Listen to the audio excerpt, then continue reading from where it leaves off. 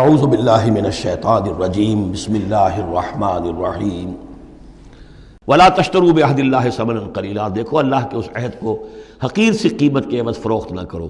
انما عند اللہ هو خیر لکم، جو کچھ اللہ کے پاس ہے وہ بہت بہتر ہے، جو اس کی نعمتیں ہیں، انعام ہیں، آخرت کی نعمتیں ہیں، جنت کی نعمتیں ہیں، تم ان کو ہاتھ سے دے رہے ہو، گنوا رہے ہو، اور دنیا کی یہ تھوڑی سی حیثیت، اپنی مسند، اپنی چودراہٹ، اپنی مشیخیت جو ہے اس کو تم چھوڑنے کو تیار نہیں ہو۔ ان کنتم تعلمون، اگر تم علم رکھتے ہو۔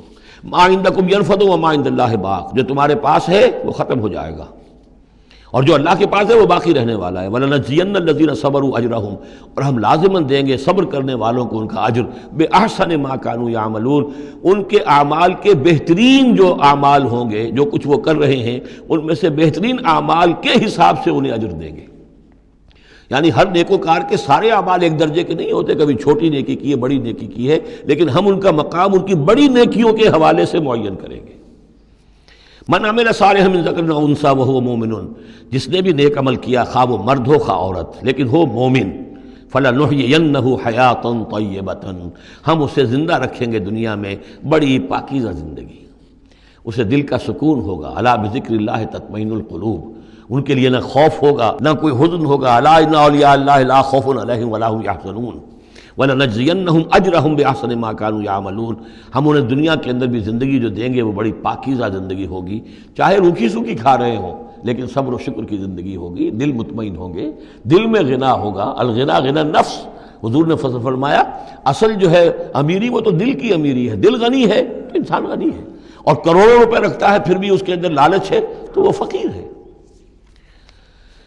وَلَنَجْزِيَنَّهُمْ أَجْرَهُمْ بِأَحْسَنِ مَا كَانُوا يَعْمَلُونَ، ان کو جو بدلہ ہم دیں گے تو وہ ان کے جو بہترین اعمال ہوں گے ان کے حوالے سے۔ فَإِذَا قَرَأْتَ الْقُرْآنَ فَاسْتَعِذْ بِاللَّهِ مِنَ الشَّيْطَانِ الرَّجِيمِ، تو جب آپ قرآن پڑھا کیا کریں تو اللہ کی پناہ طلب کر لیا کیجئے مردود شیطان سے۔ یہ ہے حکم جس پر کہ ہم عمل کرتے ہیں، جب بھی قرآن پڑھنا ہو تو پہلے اعوذ باللہ من الشیطان الرجیم تعوذ کرتے ہیں۔ انہ لیس لہ سلطان علی الذین آمنوا، یقیناً اس کے پاس کوئی سند نہیں ہے، اختیار نہیں ہے، کوئی طاقت نہیں ہے ان لوگوں پر کہ جو ایمان لائے، وعلی ربہم یتوکلون، اور جو اپنے رب پر توکل کرتے ہوں۔ انما سلطانہ، اس کا زور چلتا ہے علی الذین یتولونہ، ان پر جو خود اس کے دوست بنتے ہیں، اس کو اپنا حمایتی بناتے ہیں، اس سے دوستیاں گاٹھتے ہیں۔ والذین ہم بہ مشرکون، اور جنہوں نے کہ اسے شریک کیا ہوا اللہ کے ساتھ، اللہ کی اطاعت کی بجائے اس کی اطاعت کر رہے ہیں۔ وَإِذَا بَدَّلْنَا آیَةً مَكَانَ آیَةٍ وَاللَّهُ أَعْلَمُ بِمَا يُنَزِّلُ قَالُوا إِنَّمَا أَنْتَ مُفْتَرٍ، اور جب ہم کوئی ایک آیت کی جگہ دوسری آیت بدل دیتے ہیں، وہ میں عرض کر چکا ہوں، یہ سارے مضامین سورہ بقرہ میں آ چکے ہیں، مَا نَنسَخْ مِنْ آیَةٍ أَوْ نُنْسِهَا نَأْتِ بِخَيْرٍ مِنْهَا أَوْ مِثْلِهَا، وہی مضمون ہے یہ۔ جب ہم ایک آیت کی جگہ کوئی دوسری آیت بدلتے ہیں، وَاللَّهُ أَعْلَمُ بِمَا يُنَزِّلُ، اور یہ کوئی الٹ اپ نہیں ہے، اللہ جو کچھ نازل فرما رہا ہے خوب جانتا ہے۔ ایک دور میں وہ حکم صحیح تھا، اب حالات بدل گئے، اب یہ حکم صحیح ہے۔ قالوا انما انت مفتر، وہ کہتے ہیں کہ یہ تو آپ افتراء کر رہے ہیں، پہلے یہ کہا تھا اب یہ کہہ رہے ہیں، اگر اللہ کا کلام ہوتا اس میں تبدیلی کیسے ہو سکتی ہے؟ بل اکثرهم لا يعلمون، لیکن ان کی اکثریت علم سے آ رہی ہے۔ قل نزلہ روح القدس، کہہ دیجئے اس کو اتارا ہے روح القدس نے۔ اب یہ روح کا لفظ حضرت جبرائیل کے لیے نوٹ کر لیجئے۔ قل نزلہ، اتارا ہے اس کو روح القدس نے، پاک فرشتے نے، من ربک، آپ کے رب کی طرف سے، بالحق، کے حق کے ساتھ، لیثبت الذین آمنوا، تاکہ اہل ایمان کے دلوں کو اور ان کے قلبوں کو جمائے۔ اس سے پہلے جو ہے کذالک لنثبت بہ فؤادک ورتلناہ ترتیلا، یہ آ جائے گا آگے چل کر، تاکہ حضور کے دل کو بھی تثبیت ہو اس سے، اور اہل ایمان کے دلوں کو بھی اس سے ثبات ملے۔ وہدی وبشریٰ للمسلمین، یعنی جیسے جیسے حالات بدل رہے ہیں ایسے ایسے۔ اب جائے ایک قصہ جو ہے آدم و ابلیس کا، ایک دفعہ آیا، پھر دوسری دفعہ آیا، پھر تیسری دفعہ آیا، اس میں کوئی تھوڑا تھوڑا فرق بھی آ رہا ہے، ایک چیز وہاں بیان کی گئی، ایک چیز اب یہاں واضح کی جا رہی ہے۔ یہ ساری چیزیں جو ہیں یہ اس لیے ہیں تاکہ بدلتے ہوئے حالات میں اہل ایمان کو ہر حال، ہر دور کے حالات کے مطابق جو ہے وہ اپنی رہنمائی کا سامان مل جائے۔ وَلَقَدْ نَعْلَمُ أَنَّهُمْ يَقُولُونَ إِنَّمَا يُعَلِّمُهُ بَشَرٌ، اور ہمیں خوب معلوم ہے کہ وہ یہ کہتے ہیں کہ یہ تو انہیں ایک انسان سکھا رہا ہے، کوئی شخص ہے، کوئی عجمی ہے، کوئی ہو سکتا ہے اہل کتاب میں سے ہو، بہت بڑا عالم ہے، اسے اپنے گھر میں انہوں نے رکھا ہوا ہے اور اس سے یہ چیزیں سیکھتے ہیں۔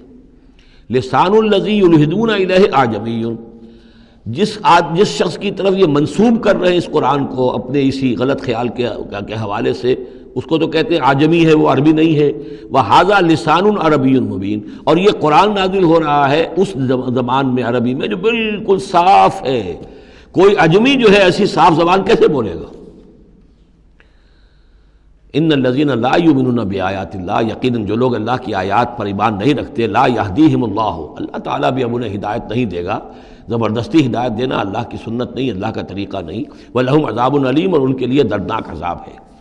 انما یفتری الکذب الذین لا یؤمنون بآیات اللہ، افطرا بازی تو وہ کر رہے ہیں، جھوٹ وہ گھڑ رہے ہیں جو اللہ کی آیات پر انکار ایمان نہیں رکھتے. وَأُولَٰئِکَ هُمُ الْكَاذِبُونَ، اور حقیقت میں وہ ہے کہ جو جھوٹے ہیں. من کفر باللہ من بعد ایمانہ، اور جو شخص ایمان لانے کے بعد اللہ کے ساتھ کفر کرے گا. اب اس میں بھی دونوں باتیں ہیں. ایک تو یہ کہ دل میں ایمان آ گیا، اگرچہ ابھی اس نے اعلان نہیں کیا، لیکن دل میں ایمان آ چکا، کوئی عالم ہے، اس کو سمجھ میں آ گئی بات صحیح ہے.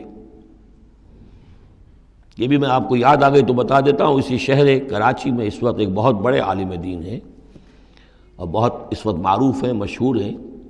انہوں نے کہا کہ میں نے آپ کا ایک ایک حرف پڑھا ہے اور مجھے آپ کی کسی بات سے کوئی اختلاف نہیں، لیکن ہم آپ کا ساتھ نہیں دے سکتے، اس لیے کہ ہم آپ کا ساتھ دیں گے تو اپنی برادری سے نکال دیے جائیں گے. ہماری علماء کی اپنی اپنی برادریاں ہیں. اور ایسے ہی ایک عالم دین پنجاب کے بھی ہیں، انہوں نے بھی یہ کہا میں نے ہر چیز پڑھی ہے، صرف ایک چیز سے مجھے آپ کی اختلاف ہے، اور وہ یہ کہ جو زمینداری کے بارے میں مولانا تحسین صاحب کی بات کی آپ نے تائید کی ہے، بس باقی مجھے آپ کی کسی چیز سے اختلاف نہیں، لیکن ہم آپ کا ساتھ نہیں دے سکتے. تو جن پر حق واضح ہو جائے، پھر وہ مصلحتوں کے تحت، وہ مصلحتیں پھر دل کو سمجھانے کے لیے ہوتی تو یہی ہے. اب ہمارا مدرسہ چل رہا ہے، ہمارا نام چل رہا ہے، اس سے خیر ہو رہا ہے، ہمیں اس برادری سے باہر نکال دیا جائے گا، پھر ہماری بات کو اور سنے گا اور ہمارا جو خیر ہے وہ بند ہو جائے گا. آدمی انسان کو ریشنلائز تو کرتا ہے اپنے آپ کو مطمئن کرنے کے لیے.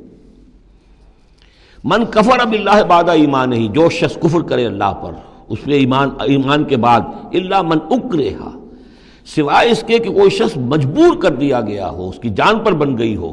وقلبہ مطمئن بالایمان، اور اس کا دل ایمان پر جمع ہوا ہو. ولکن من شرح بالکفر، لیکن جو شخص کفر کے لیے پھر اپنے سینوں کو کھول دے گا، صدرا فعلیہم غضب من اللہ ولہم عذاب عظیم، ان پر اللہ کا غضب ہے اور ان کے لیے بہت بڑا عذاب ہے. اور یہ دونوں پر اس کا انطباق ہوگا.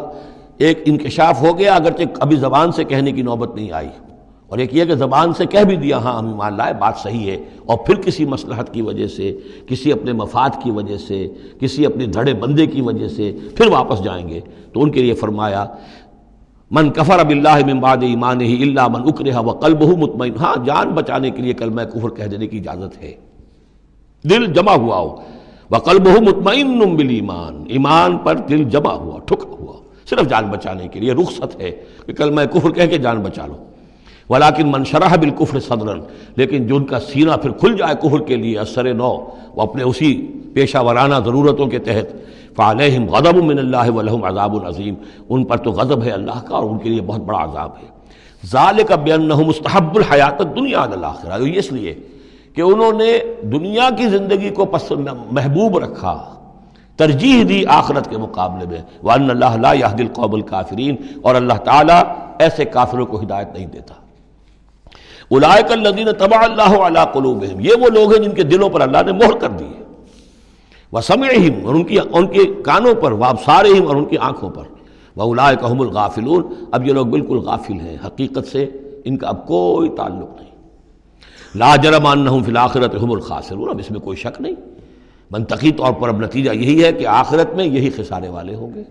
صدق اللہ العظیم.